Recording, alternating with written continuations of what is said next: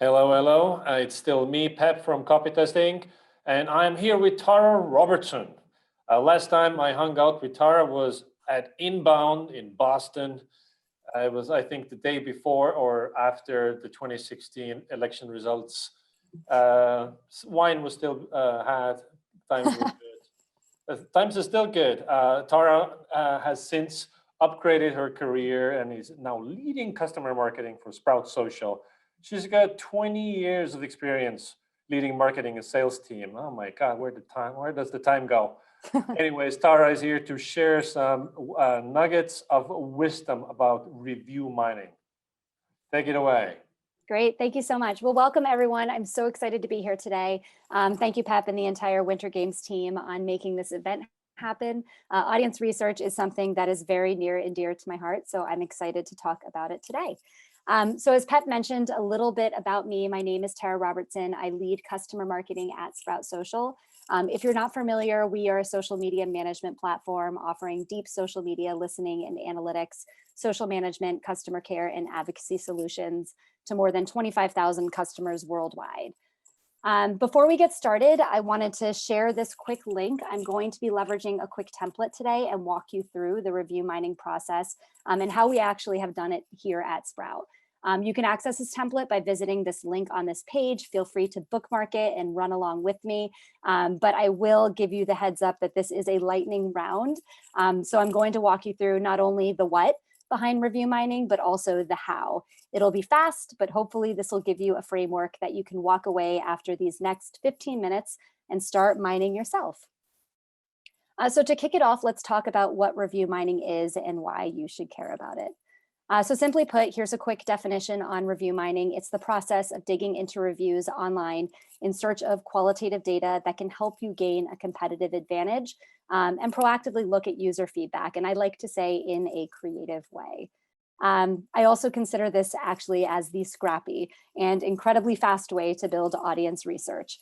As I'm sure you've heard today, if you've been tuning into different sessions, audience research is not a nice, it's not just a nice to have these days, it is a must have in order to actually gain competitive edge. And you need to go beyond just what your customers, prospects, and target audiences are doing in the quantitative. You need to understand their why. And there's no better way to do that through different types of audience research.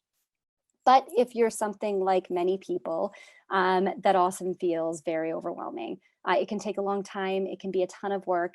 You often may struggle figuring out where to start, or some companies simply don't have enough customers yet because they're in startup phase, or maybe they need to go to market at a faster velocity than interviews or surveys may allow you to do.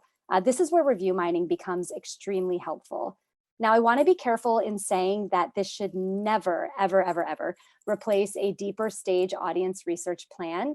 It's a great tool that you can use at your disposal to get there quickly and to get qualitative insights and should complement a lot of the other work you're doing.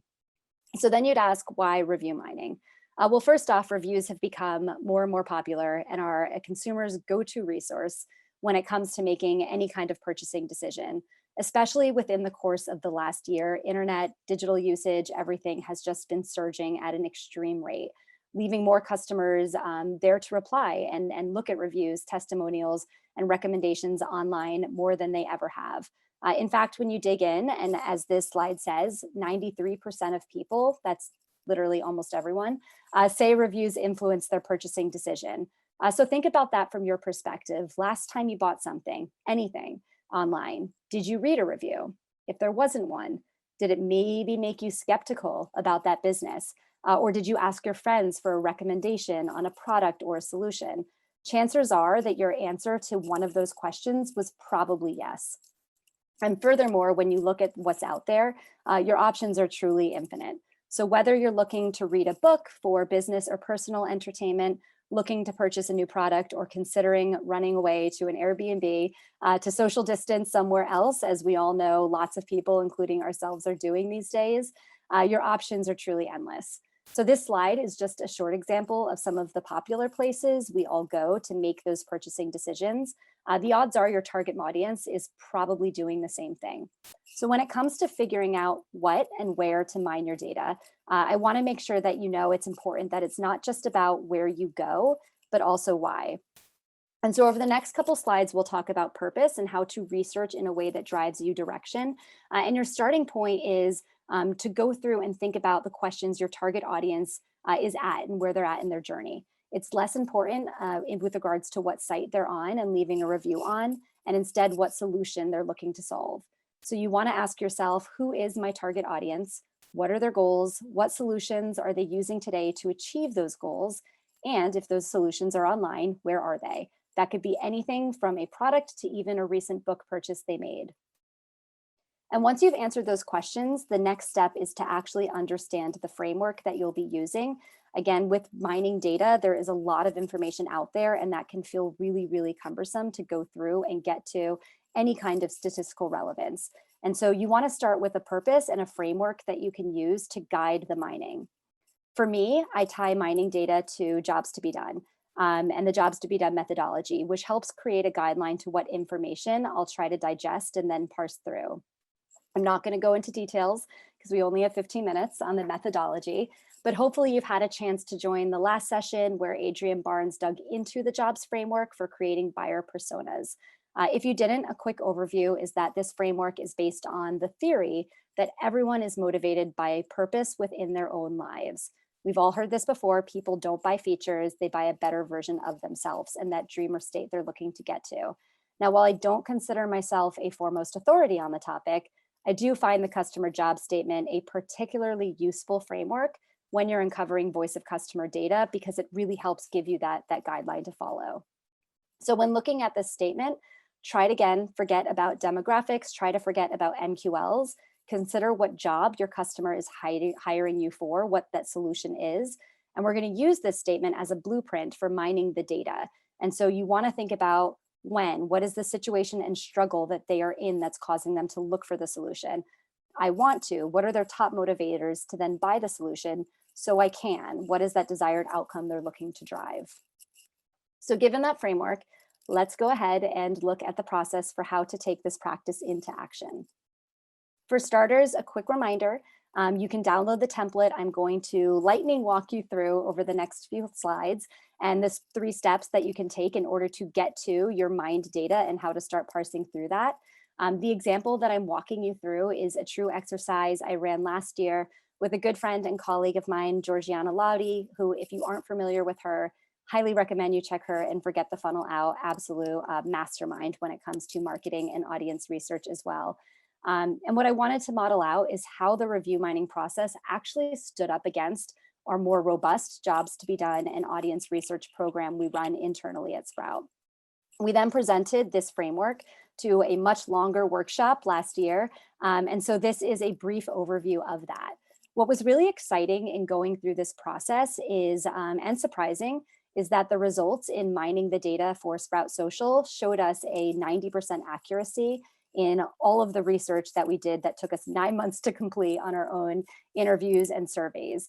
And again, I would never replace that because there's so much more that we got out of that full audience research process that is continuous and ongoing.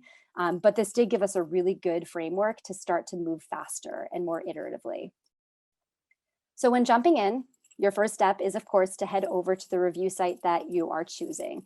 For me, I dug into G2, Capterra, and Amazon to look at books that align to social media strategy or reviews and what people were leaving specific to our platform or competitors. And as mentioned previously, if you don't have customers, that's okay. Chances are you do have a competitor or there's probably a solution in the market that you're looking to solve for. So look for where your target audience is, and that's where you should start. Some quick tips, don't think. You want to get through each review in 30 seconds or less. You're really browsing through to see what quick nuggets of information stand out to you. And when you're looking to mine, quantity is important because not every review will have something actionable to uncover. That's okay. You just want to record what you can and move on. So let's jump into what this actually looks like in practice. So first and foremost, the process for recording is simple. So I'm showing you a quick review on this screen in what we mined through. You'll see I highlighted on this slide what someone likes in regards to an area that they saw as a motivator, and then also found in that same reviewed a desired outcome or something that really spoke to them getting to that dreamer state. Each individual response as you go through and read these should be recorded as a separate line as you work your way down that spreadsheet, because you'll often find more than one motivator or more than one struggle, and you want to make sure to capture those. Some reviews are full of generous nuggets and some are way less. Then you're going to get into actually parsing. So once you've mined through enough insights, you can start digging into how to read those to get actionable next steps. On average, I would say I look for a minimum of about 50 responses before I start parsing. Too many and you'll be mining for eternity, but certainly 50 to 100 gets you to a really good starting point. Too little though, and you won't have enough data to have consistent trends. So a general rule is that this takes roughly about 2 hours, give or take, depending on how familiar you are with the process. Then once you get into parsing, you want to follow this step by step. So basically this next step is you're really truly just adding some columns of mined data and then the appropriate title. So in this GIF, for example, you're seeing I'm adding a column, I'm adding struggle situation, and then I'm going through and starting to read each entry carefully. So as you read, you're seeing these patterns emerge, trying to capture them as a theme for each entry. As you see new themes, add them in, and then go back and make sure the text is the same for each. You can use autocomplete, that makes it a lot faster and easier to catch spelling mistakes. When there's clearly more than one theme, then add a row between each to include it. This will make this next step easier, but as I mentioned, some are full of nuggets of wisdom, so make sure you capture those as you go through, which you'll see in this GIF. Here's one, I added a row, and then I saw another one, so I added in those insights as well. And then finally, you want to highlight those themes identified in the new column and insert a chart to see where clear standout themes are. So it's as simple as just highlighting those, creating a chart. And then as you dig into that, you can look at the closer trends. So for here, you'll see those close trends are time savings as a clear desired outcome, and then improving workflows as a clear struggle. So that was quick, and I know a lot of information at once, but again, as you download that actual template and start working on that yourself, you'll likely have questions, and that's where I welcome reaching out and letting me know what those questions are, because this is truly a great way to start to get audience research in a very fast way. And so that's the overall process, but I do want to walk you through the output of how that process allowed us to optimize our own internal onboarding program at Sprout and the impact. And so first and foremost, I want to call to this quote from Joanna Wiebe that I think is so critical to why we do audience research, because that research can truly turn into remarkable copy and execution strategies that do convert. I learned so much in audience research and review mining from Joanna and the Copy Hackers team, and I just see this time and time again bringing incredible impact to our results. So going back to a couple of the quotes we saw in our mined data, here's a great example of where a customer is talking about social being frightening. So that's a struggle in feeling overwhelmed. Or in this one, you can see a customer who's now easily connecting and engaging in a timely manner. There's a desired outcome and where this customer achieved the job they hired us to do. And so how this translated for us as we look at these key copy points and work them into our early welcome email series.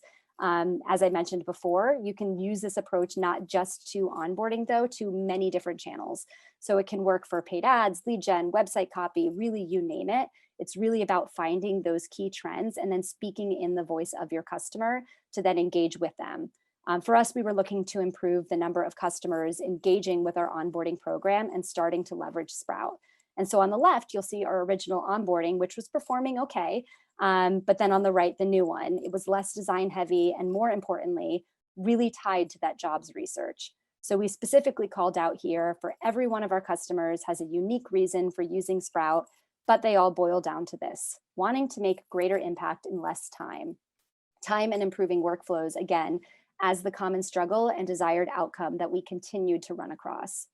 And the result in that change was a 6x increase in conversion from customers engaging with just that simple email series to then taking that next step. But we also didn't stop there. We started to weave the same copy and the same qualitative finding into emails coming direct to our success team to improve customers engaging with us, whether that was through human-led or marketing-led onboarding. And the result of this initiative drove significant increase in the number of customers that we were able to onboard and to engage with us from day one. And so that obviously left us feeling a little bit more like this. And this process wasn't a one and done. So we revisit this yearly as part of our ongoing audience research program. And anytime we're running a campaign where we just don't have the time to do that research, we'll then come back and say, okay, can we mine some data to help us get there? And continue to cross compare that against everything else we're doing. So we always have audience research sitting at the epicenter of what we do. So I'm going to stop there because I think we're at time for the presentation and get to Q&A.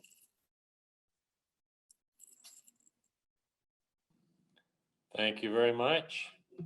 Absolutely. My first question is, how often do you do this? Yeah, great question. I would say we do try to do it at least annually, not as often as I probably would want to. And so I think it depends, one, on your business and where you're at. For us, audience research is really, really important. And so we're doing interviews and surveys on a monthly basis. And mining data is sometimes when we need to get to that scrappy place to then go through. But I would say quarterly, we're really going through and doing a rough mine, and then annually we'll go through and do it a little bit more robust. And the main way you use this is in your messaging, in your ad copy, website copy. I'd say when it comes to execution, when it comes to campaigns, absolutely. Certainly for us, because we lead customer marketing, we're mining for data anyway to make sure that we're understanding how we're doing in the market from a reviews perspective. But when it comes to taking that audience research and translating it into a successful initiative, copy through and through. Mm-hmm. Shuba is asking here, what do you do if you don't have that many reviews? Yeah, great question. I would first start with your competitors. Do you have a competitor that has a lot of reviews? I would also think through the solutions. So again, even though Sprout Social has a ton of reviews, we also wanted to go to Amazon and read through people that were reading social media books on strategy, because that's really important for them.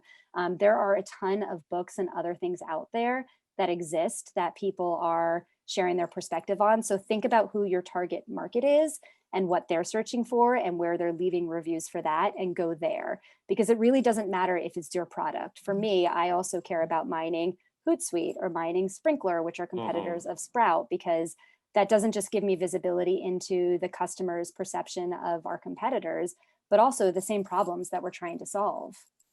Right, the desired outcome might be Exactly. the same. Yeah. Exactly. Yeah, the struggles are the same. If you're searching for social media, you're searching for a social media platform. Awesome. Thank you very much. We're out of time, Tara. It was a pleasure. People can find you on Twitter and LinkedIn. Tara at Social Sprout.